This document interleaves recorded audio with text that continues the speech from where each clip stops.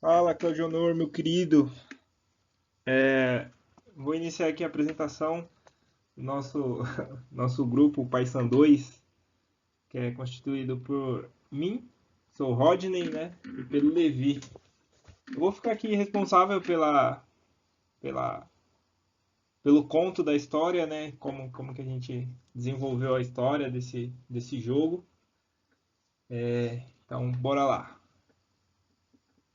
Aqui, a gente inicialmente começou com a história, né, do astronauta e tal, que foi pego por uma chuva de meteoros. Só que aí, nessa aventura aí, o Marco, né, que é o nosso personagem, que é um piloto da Força Espacial Brasileira, ele estava em uma missão, só que aí foi pego por essa tempestade de meteoros, né? E aí a nave dele foi atingida por dos meteoros. Ele acabou perdendo o controle e começou a entrar na atmosfera de um planeta desconhecido. Ele estava investigando esse sistema solar, né? E aí ele acabou que caiu nesse planeta misterioso. Só que para surpresa dele, era tudo muito novo ali, né? Só que para surpresa dele, o, o planeta tinha uma atmosfera muito parecida com a do planeta Terra. Só que quando ele caiu nesse planeta, né? Ele se deparou com um lugar meio pantanoso, assim, meio cheio de animais estranhos e nenhum sinal de vida alienígena inteligente, né? Aí ele pensou, pô, tem que dar um jeito de sair daqui, né? Aí começou tal a história e aí a gente desenvolveu o jogo com o intuito de dele ser mesmo assim um militar, né, que estava nessa expedição. E aí, quando ele se deparou com essa situação de cair nesse planeta, ele viu que tinha que sobreviver, né? Ele ele estava preso ali, né? A nave dele quebrou, e tal. E aí ele tinha que sobreviver. Ele tinha a arma dele, a mochila com algumas coisas e ele estava sobrevivendo nesse planeta, né? Bom, ele investigou ali e tal, tava pesquisando o que ele ia fazer, como que ele ia voltar para casa, né? Só que aí ele acabou se deparando que os suprimentos que ele tinha na mochila dele estavam todos vencidos. Ele foi mandado para uma missão suicida. Então ele tinha que sobreviver de uma forma ou de outra. A ideia, assim, nossa, minha e do Levi era colocar os inimigos tal, mas devido ao tempo corrido a gente não conseguiu implementar os inimigos. Mas bom, a gente atingiu aí acho que boa parte do objetivo do, do trabalho proposto, né? Assim, pelo que a gente já construiu com o player e pelo que a gente já conseguiu desenvolver, a parte do inimigo a gente ia precisar só mais de alguns dias assim para poder implementar. É que acabou o tempo ficando escasso, querendo ou não, apesar de a gente ter tido bastante tempo aí para poder trabalhar, mas foi corrido. Enfim, continuando aqui a história do nosso herói, né? Ele decidiu continuar a busca ali, estava olhando em volta ali do, do planeta e ele se deparou ali com duas luas, era um lugar parecido com a Terra, mas com algumas coisas diferentes, né? E aí o objetivo dele era sobreviver e encontrar um meio de reconstruir a nave para poder voltar para casa, né? Então a gente tinha essa ideia dele conseguir voltar para casa, tal, sobreviver, a ideia era ele sobreviver nesse planeta, tal, com a munição ali que ele tinha, os suprimentos ali que ele tinha. E, e aí ele ia passar por um tempo sobrevivendo, ia conseguir suprimentos, ia montar a nave e voltar para casa. Esse era o enredo assim, né, que a gente escreveu. Mas a gente não conseguiu implementar tudo isso a tempo. Então por isso que eu vou colocar aqui que a história continua. Quem sabe aí um dia a gente finaliza esse jogo, mas assim, acho que faltou tempo mesmo assim pra gente continuar. E aí o Levi vai continuar a apresentação aqui do nosso projeto.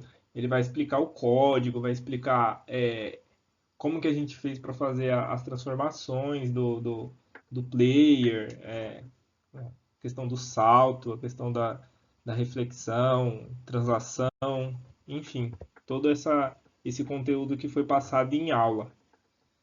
Bom, é contigo, Levi.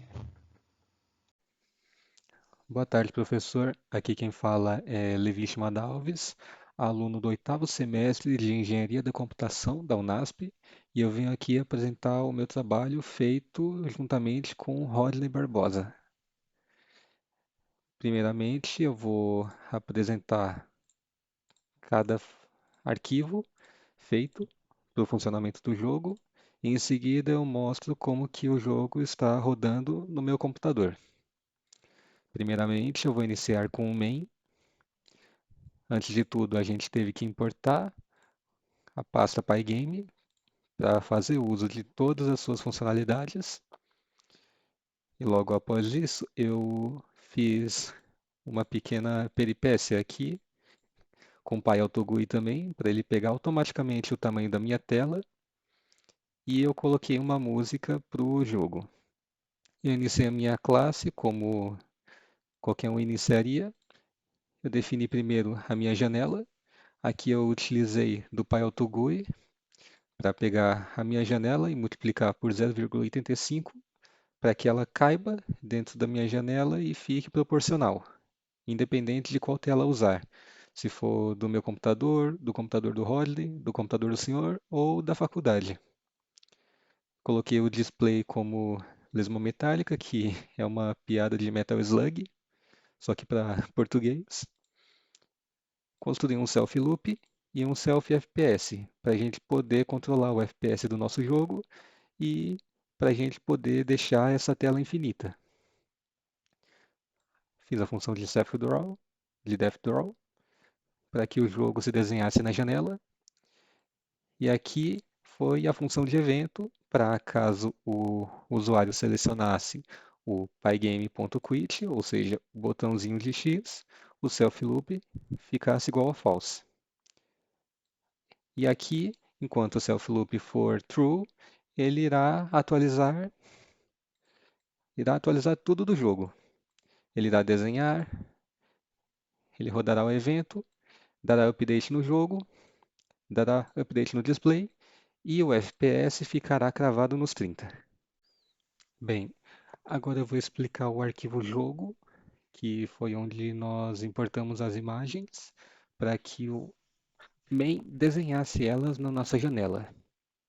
Iniciamos igualmente ao main com o import pygame e o import pyautogui. O pyautogui foi para eu pegar o tamanho da minha janela e dar um resize abaixo. Aqui eu criei algumas listas só para ficar salvo e ficar um pouco mais dinâmico para eu fazer uma mudança de tela do meu computador pessoal para o da faculdade. E aqui em cima eu fiz três grupos. O primeiro para todos os sprites do jogo, o segundo para os sprites de obstáculo e o terceiro para os sprites do player. Aqui iniciamos nossa classe jogo, primeiramente criando a nossa window para a gente poder desenhar todos esses assets aqui dentro do nosso jogo. Criei o All Assets como grupo e o All Platforms como grupo também. Iniciei também desenhando o background, declarando como BG1 e puxando na nossa pasta Assets, onde estão todas as imagens de plataforma, fundo, música e até outros efeitos especiais que no momento não foram utilizados. Aqui declarei diversas plataformas. Como pode ver, cada uma foi inserida em um espaço diferente para que criasse uma ilusão de uma ponte, que depois eu vou mostrar. E aqui eu criei o player. Eu não importei uma imagem porque a imagem já é pré-definida do player. Mas talvez no futuro a gente possa permitir que o usuário escolha entre um player ou outro. Aqui eu defini draw para que ele desenhasse todos os assets, ou seja, todas essas declarações de objetos foram adicionadas a um grupo, com as plataformas adicionadas ao platforms e todo o resto ao assets, igualmente ao player, que também foi inserido no player group. Então ele pega todo esse grupo de all assets e desenha na nossa janela, incluindo também all platforms. Aqui eu fiz uma função de checagem de colisão.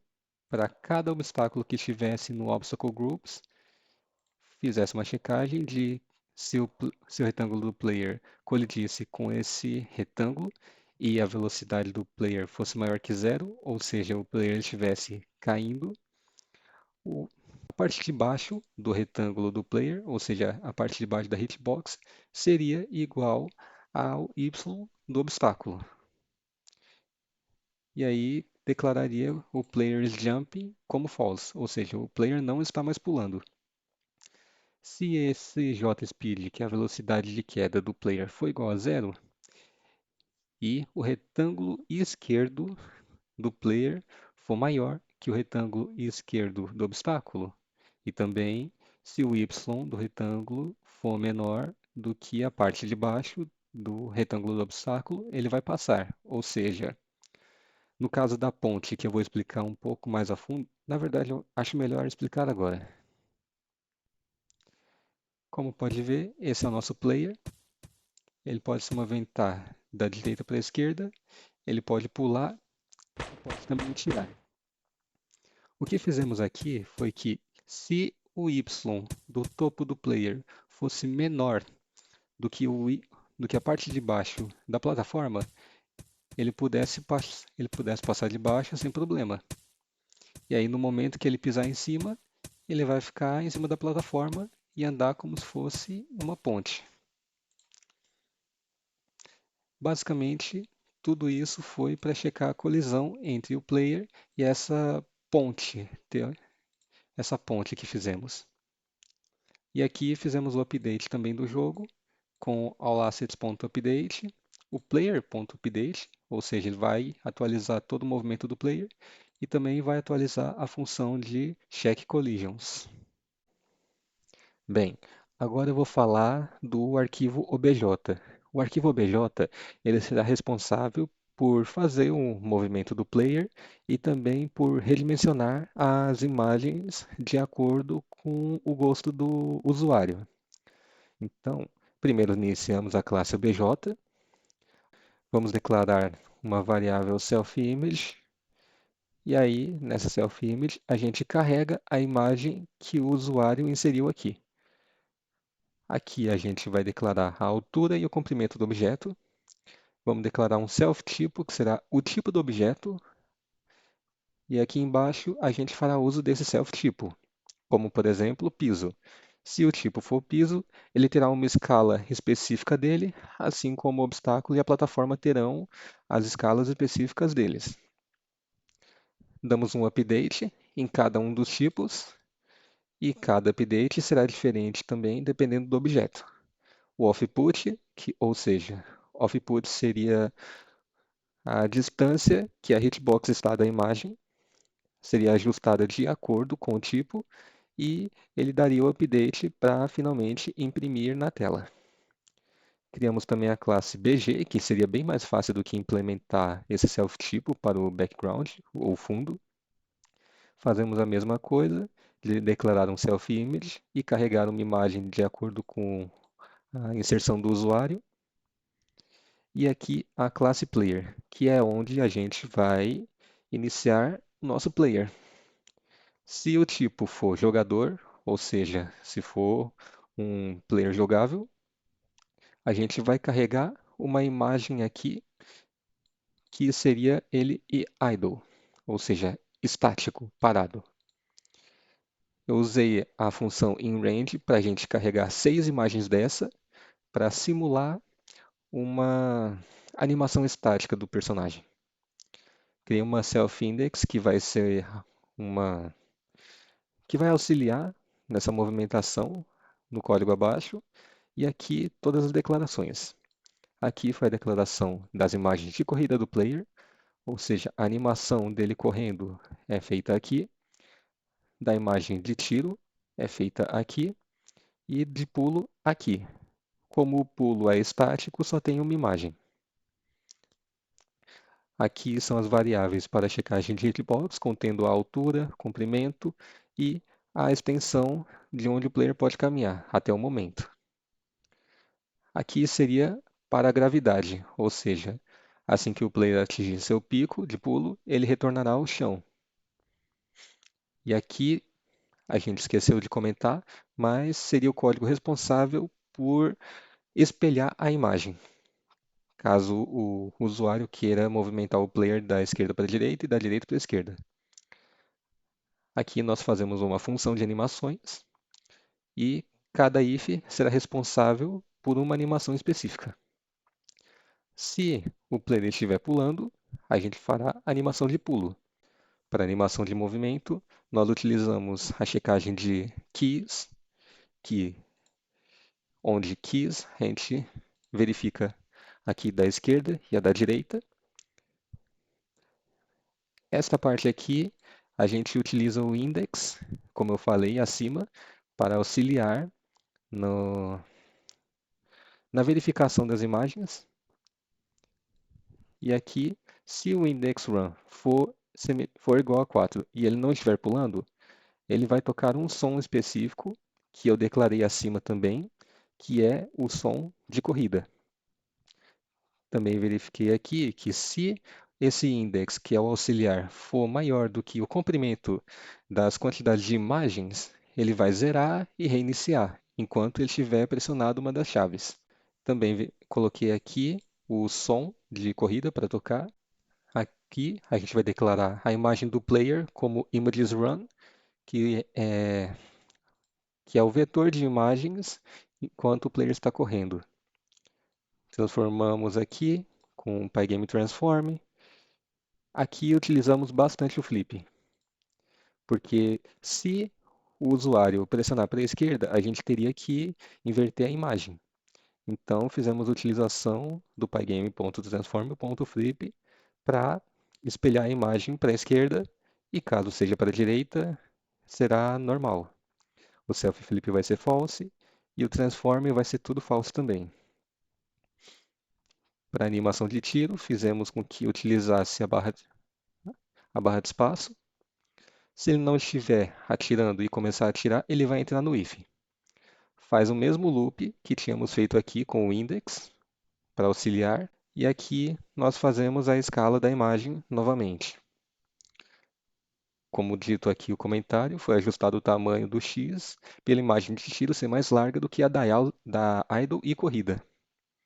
Porque essa aqui eu tive que animar na mão, então teve um pouco mais de dificuldade para mexer com a imagem. Aqui também fazemos uso do flip, porque ele pode tanto atirar para a esquerda quanto para a direita. E aqui é a animação estática, ou seja, se não houver nenhum botão pressionado, nem barra de espaço, nenhum botão, nem a seta para cima, esquerda ou direita, ele ficará num loop para a animação estática. No momento que ele pressionar qualquer uma das outras chaves, ele começará a fazer a animação respectiva do if. Aqui vamos fazer o update de todas as keys. Aqui faremos uso das keys pygame carLeft e pygame carRight, ou seja, aqui para a esquerda e aqui para a direita, seta esquerda, seta direita, e aqui vamos fazer com que o rect do player, ou seja, a posição do retângulo do x do player, seja menos igual à velocidade. O que isso quer dizer? Se for pressionado a seta esquerda, ele vai subtrair a velocidade para que o x fique menor e ele vá para a esquerda da tela. Caso contrário, ele vai adicionar para que o player se movimente para a direita da tela. Caso seja pressionada o key up, ou seja, a seta para cima, e ele não estiver pulando, o jspeed, que é a velocidade do pulo do player, vai ser igual ao limite de pulo.